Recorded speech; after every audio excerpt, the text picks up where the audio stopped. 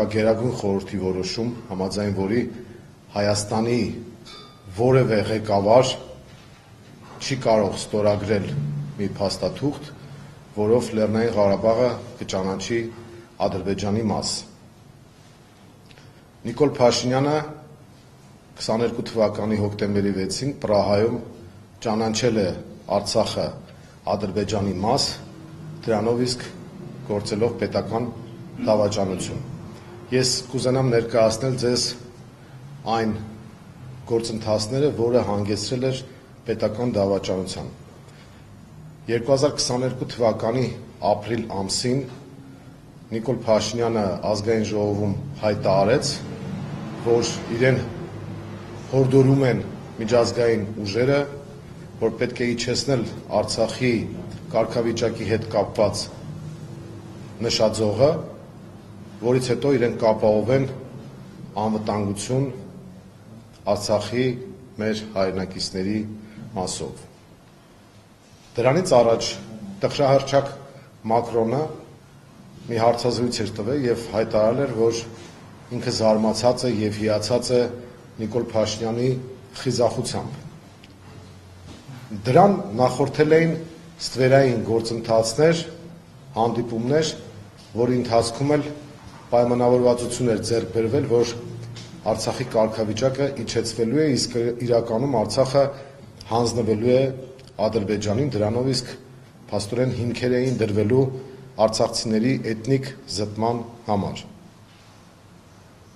Ապրիլյան այդ հայտարարությանը հաջորդեց դիմադրության շարժումը եւ որոշակիորեն հետաձգվեց այդ հանձնման գործընթացը, սակայն քանի որ պայմանավորվածությունները կային, տեղի ունեցավ մի իրադարձություն ողբերգական, որը ընդունված է մեր մոտ անվանել ջերմուկյան դեպքերը, այդ երկօրյա պատերազմը, որի ընթացքում մի քանի 100 մենք զոհ ունեցանք, թիվը կոնկրետ չի նշվում, եւ հետագա քրեական գործի շրջանակներում մենք կփորձենք պարզել, թե արդյոք դա համաձայնեցված էր այդ պատերազմը, որպեսզի հերթական անգամ վախի մթնոլորտ ձևավորվի հանրության մոտ,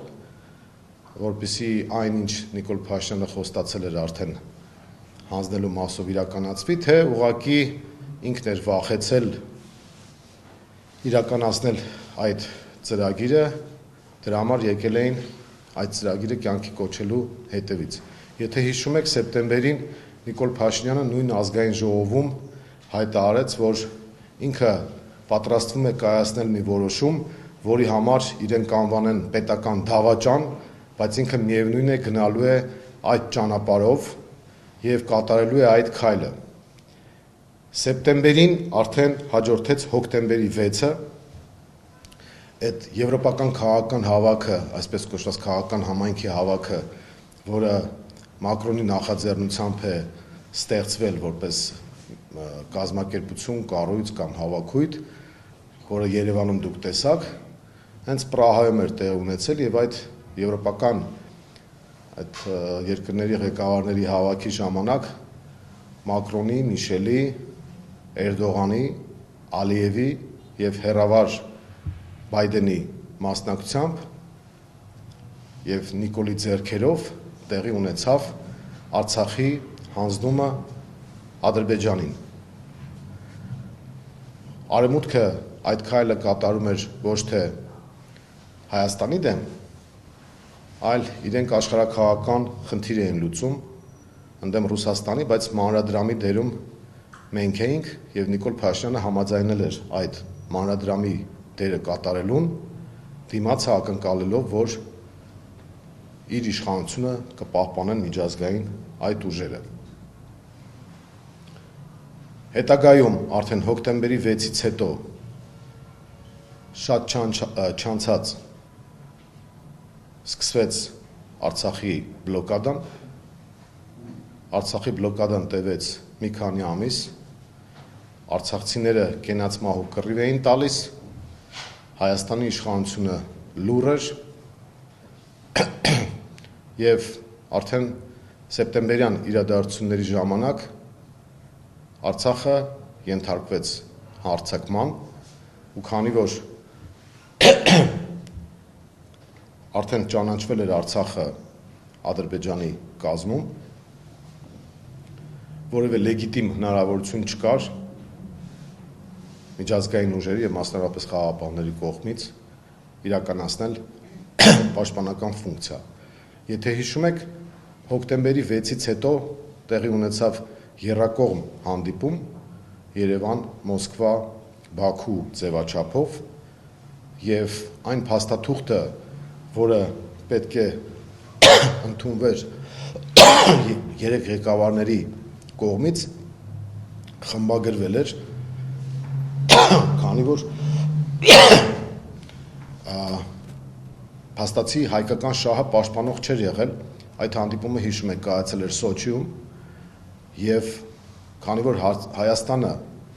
Հայաստանի ղեկավարը Արցախը ճանաչել էր Ադրբեջանի կազմում, այդ փաստաթուղթը, որի մեջ գրված էր, որ Արցախի կարգավիճակը պետք է թողնել հետագա որոշման, այդ տողը հանվեց եռակողմ հայտարարության միջից եւ ստացվեց այնպես, որ Հայաստանի վարչապետի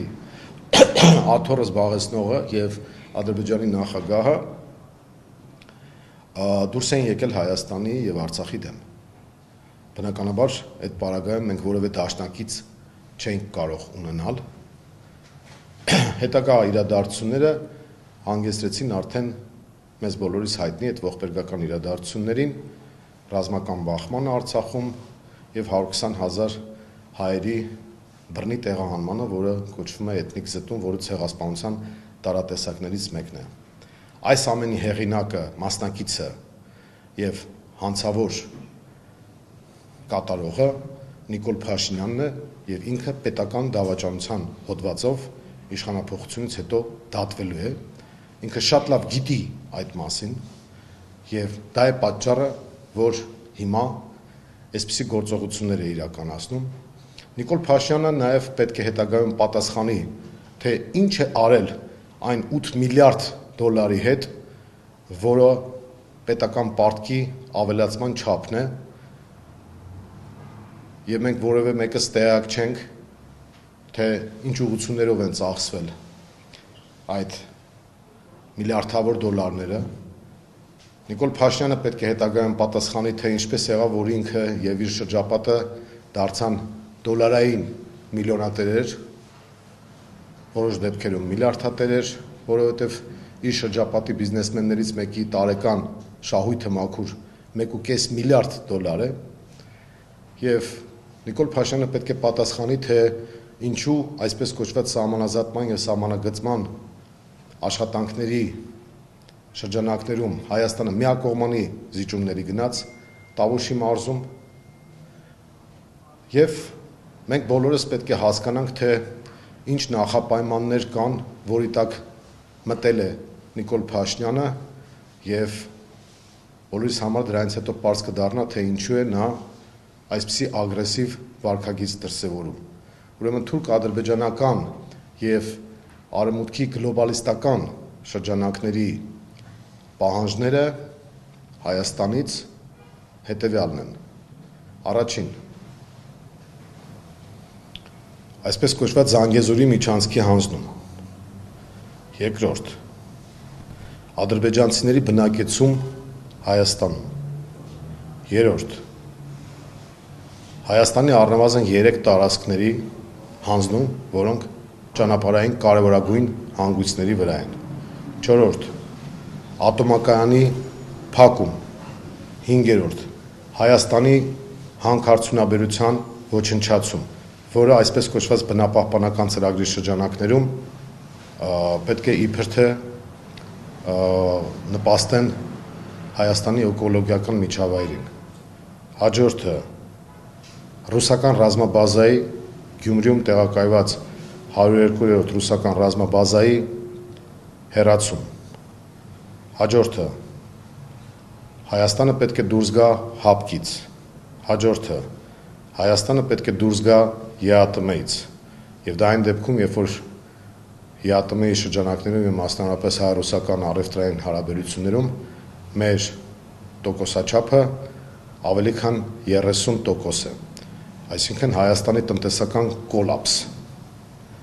Եվ բնականաբար Հայաստանի ուկրաինացումը նախատեսված է, որպեսզի թուրքական աշխարհը կարողանա գերիշխող դեր զբաղեցնել Հարավային Կովկասում եւ դրանով իսկ աշխարհաքաղաքական առումով մեծ խաղի շրջանակներում դուրս մղվի Ռուսաստանը եւ Իրանը մեր տարածաշրջանից։ Ահա այս հրեշավոր ծրագրի տակ է մտել Նիկոլ Փաշինյանը եւ բնական է, որ բոլոր այն մարդիկ, բոլոր այն քաղաքական ուժերը, ովքեր դեմ են այս ամենին, ովքեր Հայաստանի ազգային պետական շահն են պաշտպանում, իրենք պետք է հռչակվեն դավաճաններ իմ նշած Գեբելսյան քարոզչամեքենայի ծրագրի շրջանակներում։ Մեզ վրա որևէ ազդեցություն իրենց հարձակումները չեն կարող թողնել, ինչպես հայտնի է Մայր Հայաստան կուսակցությունը դեռևս անցած տարվանից եւ իր ստեղծման օրվանից կարելի ասել մշտապես կողմ է եղել, որպեսզի ընդդիմադիր դաշտը կոնսոլիդացվի եւ մենք ինքներս օրինակ ենք ծառայել կոնսոլիդացիայի, ցույց տալով, որ ոչ թե մանդատի խնդիր ունենք, ոչ թե աթոռի խնդիր ունենք, այլ պետք է անենք ամեն ինչ, որպեսզի Հայաստանը Արցախի ճակատագրին չարժանանա։ Մենք մասնակցում ենք այս ընտրություններին Բարգավաճ Հայաստան կուսակցության հետ, ինչպես գիտեք, Ծառուկյանի դեմ էլ հարձակումներ են գործում եւ նույն Գեբելսյան քարոզչամեքենայով աշխատում են, մյուս քաղաքական ուժերի դեմ են գործում եւ մենք դատապարտում ենք բոլոր այն ապօրինությունները, որոնք իրականացվում են մեկի դեպքում մի հայտարարության համար, մյուսի դեպքում մի հարցազրույցի համար, երրորդի դեպքում մի ելույթի համար եւ ես կոչ եմ անում, որպեսզի ընդդիմադիր դաշտում գլխավոր հարցերում տեղի ունենա կոնսոլիդացիա, միասնականություն, որովհետեւ առանց դրա այս իշխանությունները կարող են վերարտադրվել եւ եթե մենք Արցախի ճակատագրին արժանանանք, արդեն կարևոր չի լինելու թե ով է եղել, ասենք, նախագահ, վարչապետ, падգամավոր, նախարար կամ սովորական գործարար։ Այս ընտրությունները ունեն առանձնահատկություններ, առաջինը այն է, որ մենք դարձել ենք աշխարհաքաղաքական բախման թատերաբեմ, երբեք նման բան չի եղել Հայաստանում։ Երկրորդ առանձնահատկությունն այն է, որ Ալիևն ու Էրդողանը շատ ակտիվ դերակատարում ունեն Հայաստանի ընտրություններում եւ ներքաղաքական կյանքում, նրանք ունեն տեխնացու իդեմս Նիկոլ Փաշինյանի եւ երրորդ առանձնահատկությունը այս ընտրությունների այն է, որ Հայաստանում երբեք չի եղել, որ համապետական ընտրությունների ժամանակ դրված լինի լինել չլինելու խնդիր, այսինքն գոյաբանական հարց մենք երբեք չենք լուծել։ Եղել են ներքին կյանքին վերաբերող թեմաներ, բայց դա չի վերաբերել Հայաստանի պետականությանը։ Այս դեպքում մենք գնում ենք փաստորեն յուրօրինակ հանրաքվեի եւ հունիսի 7-ին մեր քաղաքացիները պետք է պատասխանեն մի հարցի. արդյոք մենք ունենալու ենք Հայաստանի Հանրապետություն, թե Արևմտյան Ադրբեջան։ Ահա այս ամբողջական պատկերը ներկայացնելու համար էր, որ ես ուզեցա շփվել մեր հարգարժան լրագրողների եւ մեր հանրության հետ եւ նրանց կոչ եմ անում անպայման մասնակցել ընտրությանը, քանի որ ընտրության բարձր մասնակցությունը, ինչպես որ մենք ցույց տվեցինք Գյումրիի օրինակով, հանգեցնելու է անխուսափելի իշխանափոխության եւ Նիկոլ Փաշինյանը այդ դեպքում երնեք է տալու Սաակաշվիլու ճակատագրին, որովհետեւ այն ինչ որ արվում է մեր պետության դեմ, վաղեմության ժամկետ չունի եւ արժանանալու է իրավաքաղաքական գնահատականի։ Իսկ քաղաքացիական պայմանագրի շարքերի, միջին օղակների եւ պետական ապարատին ուզում ենք տեղեկացնել, որ նրանք չպետք է իրականացնեն այն ապօրինությունները, այն ապօրինի հրահանգները, որոնք իջեցվում են վերևից։ Մենք չենք պատրաստվում իշխանափոխությունից հետո վհուկների որս իրականացնել, մենք չենք պատրաստվում թշնամանքի ատելության մթնոլորտ ձևավորել, այլ ճիշտ հակառակը մենք հանրությանը կոնսոլիդացնելու ենք, ուժեղացնելու ենք, համախմբելու ենք։